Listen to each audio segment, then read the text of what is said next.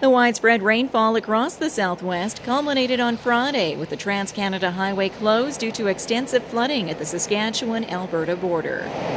Kind of funny to see right here because it's such a flat area and the water flows pretty quick through here.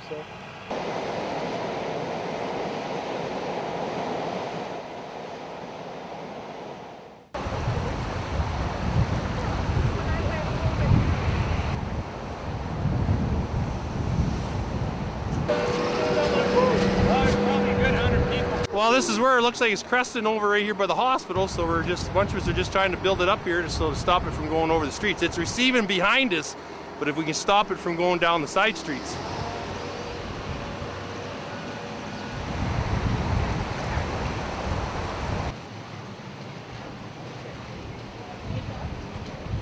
As the floodwaters continued to rise, volunteers in the community rallied together, filling sandbags in an effort to stop the water from causing more damage.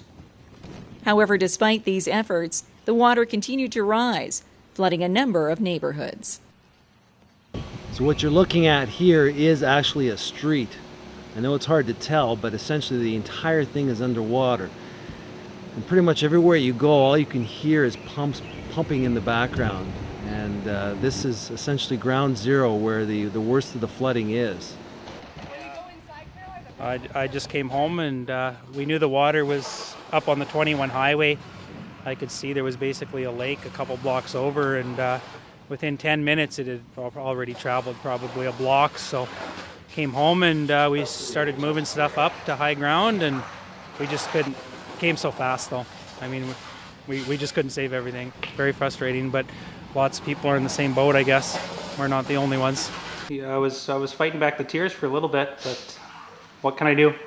I just want to get the water out now, and I just hope to heck that insurance covers it, because I just finished my basement last year.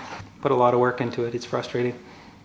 Following a night of keeping a watchful eye on the situation, the water receded in the town, and it was time to start the cleanup.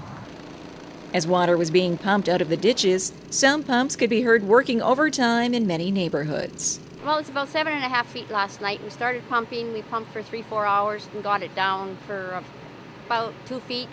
Come back this morning, it was up again a little bit, not as much. So we've got 2 sump pumps going, and so we're cleaning everything out of the basement because everything's got to go. The state of emergency is still in effect. We still have people evacuated.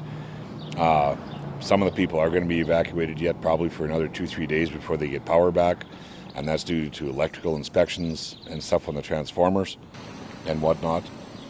And just everything is, safe for them to return to their homes.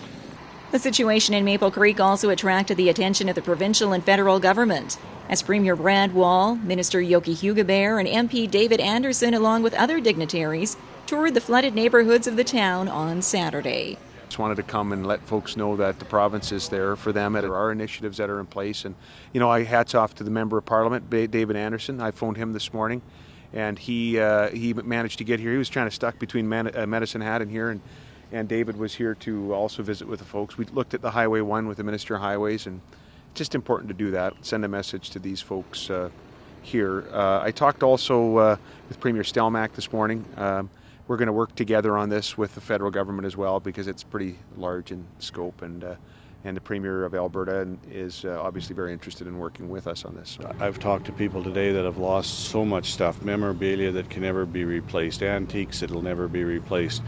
And so how can they get some assistance? And that's what our symposium will deal with. Our officials will come out here, and I would like to see it sooner than later, where they can come out and have a public forum and identify what the disaster assistance plan can do for them. Mayor Barry Rudd further adds that in order for the town to apply for any disaster funding, they need to know how many homes or businesses were damaged by the flood, and therefore crucial for everyone to register at the Legion Hall or town office. Until then, the dollar value of the actual damage is unknown. We really don't know. I mean, you can probably assume it's going to be in the millions. I don't know if it's tens of millions or if it's just, we really don't know yet. That's why we have the people out knocking on doors trying to get a read on the assessments, how much damage is there. Has the basement wall caved in or anything like that? We really don't know because, you know, the adjusters are actually, I believe they're in town or they're going to be in town, and we'll get a better read on it at that point. Residents who haven't already been visited by volunteers at their home or business can pick up survey forms to report flood damage from the town office. Volunteers will continue to be needed in the coming days as the cleanup continues. Anyone wishing to lend a hand can contact the town of Maple Creek.